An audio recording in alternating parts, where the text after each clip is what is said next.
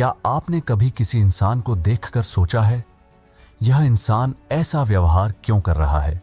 आपका बॉस तानाशाह की तरह क्यों बात करता है? आपका दोस्त बिना रुके बोलता ही क्यों रहता है? और आपका कोई सहकर्मी एक छोटा सा फैसला लेने में इतना समय क्यों लगा देता है?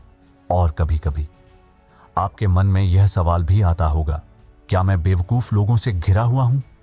लेकिन सच्चाई शायद कुछ और ही है। हो सकता है वे लोग बेवकूफ बिल्कुल भी ना हों। हो सकता है आप उनके सोचने का तरीका समझ ही नहीं पा रहे हों। किताब सराउंडेड बाय इडियट्स में थॉमस एरिक्सन एक बहुत दिलचस्प बात बताते हैं। हम लोगों के साथ इसलिए परेशानी महसूस करते हैं क्योंकि वे कम समझदार होते हैं। ऐसा नहीं है, असल वजह है उनकी अलग अलग शख्सियत। और जैसे ही आप इन शख्सियतों को समझ लेते हैं, आप लगभग हर इंसान से बेहतर तरीके से बात कर सकते हैं। जरा एक छोटी सी कहानी सोचिए।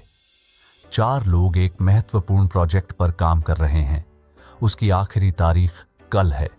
तभी उनका मैनेजर कमरे में आता है और पूछता है, इस काम की जिम्मेदारी कौन लेगा? तुरंत एक व्यक्ति आत्मविश्वास से खड़ा होकर कहता है, मैं संभाल लूंगा, बस मुझे लक्ष्य बता दीजिए। दूसरा व्यक्ति उत्साह से कहता है, रुकिए, इसे थोड़ा रचनात्मक और मजेदार बनाते हैं। तीसरा व्यक्ति शांत स्वर में कहता है, शायद हमें पहले सबकी राय सुन लेनी चाहिए। और चौथा व्यक्ति बहुत सोच समझ कर कहता है, शुरू करने से पहले हमें सही जानकारी और ठीक योजना चाहिए। 4 लोग, 4 प्रतिक्रियाएं, 4 अलग अलग सोचने के तरीके। अब सवाल यह है, सही कौन है? जवाब बहुत सरल है, सभी सही हैं। क्योंकि सराउंडेड बाय इडियट्स के अनुसार ज्यादातर लोग 4 प्रकार की शख्सियतों में आते हैं। और इन शख्सियतों को समझना लोगों को समझने की चाबी है। इस किताब में शख्सियतों को समझाने के लिए 4 रंगों का इस्तेमाल किया गया है। इसे आप इंसान का मानसिक ढांचा भी कह सकते हैं। लाल, नेतृत्व करने वाली शख्सियत। लाल स्वभाव वाले लोग तेज और निर्णायक होते हैं। उन्हें परिणाम चाहिए, उन्हें समय बर्बाद करना पसंद नहीं होता। अगर आप उनसे कोई सवाल पूछें तो वे कह सकते हैं, सीधा नतीजा बताइए, न कहानी न लंबी व्याख्या, सिर्फ नतीजा। ऐसे लोग अक्सर नेतृत्व करने वाले बनते हैं, लेकिन कभी कभी लोग उन्हें कठोर या अधीर समझ लेते हैं। पीला, मिलनसार और उत्साही शख्सियत।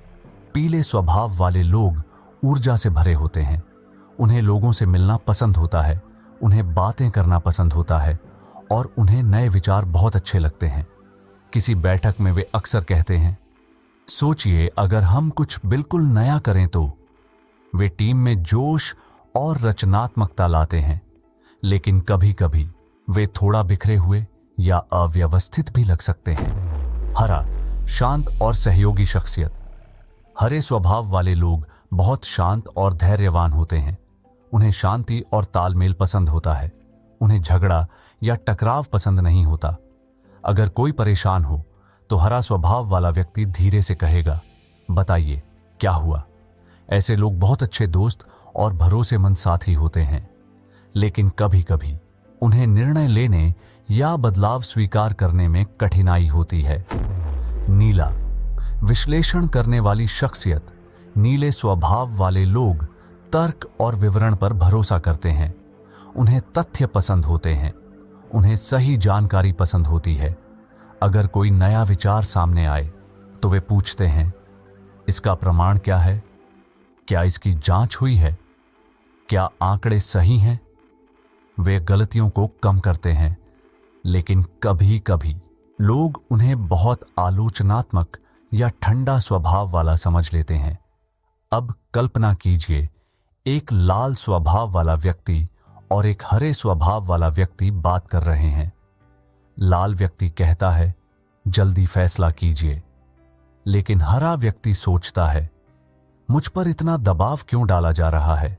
अब सोचिए, एक पीला स्वभाव वाला व्यक्ति और एक नीला स्वभाव वाला व्यक्ति बातचीत कर रहे हैं। पीला व्यक्ति उत्साह से कहता है, यह विचार बहुत शानदार होगा। नीला व्यक्ति शांत स्वर में पूछता है, इसका प्रमाण क्या है? और अचानक दोनों को झुंझलाहट महसूस होने लगती है। ऐसा इसलिए नहीं कि कोई गलत है, बल्कि इसलिए क्योंकि दोनों का सोचने का तरीका अलग है।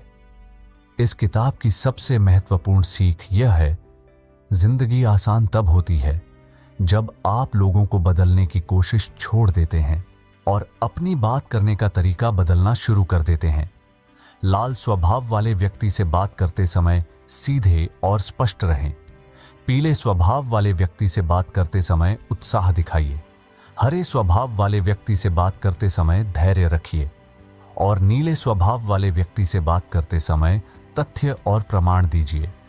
जैसे ही आप ऐसा करना शुरू करते हैं, लोग आपको समझने लगते हैं, टकराव कम हो जाते हैं और अचानक आपको एहसास होता है आप कभी भी बेवकूफ लोगों से घिरे हुए नहीं थे। आप सिर्फ अलग अलग शख्सियतों से घिरे हुए थे। मानव संबंधों की असली समस्या बुद्धि नहीं है, असल समस्या है एक दूसरे को न समझ पाना। जैसे ही आप शख्सियतों को समझ लेते हैं, आप एक बहुत शक्तिशाली कौशल सीख लेते हैं।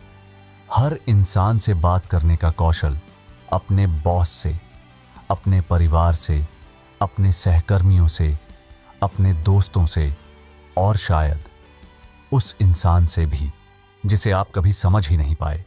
इसलिए अगली बार जब आपके मन में आए, मैं बेवकूफ लोगों से घिरा हुआ हूं, तो एक पल रुकिए और अपने आप से पूछिए, या फिर मैं बस अलग अलग शख्सियतों से घिरा हुआ हूं। अगर आपको यह वीडियो पसंद आया हो और आप ऐसी ही ज्ञानवर्धक किताबों के विचार जानना चाहते हो, तो चैनल को अवश्य सब्सक्राइब कीजिए, क्योंकि कभी कभी लोगों को समझना ही जीवन की सबसे बड़ी कला होती है।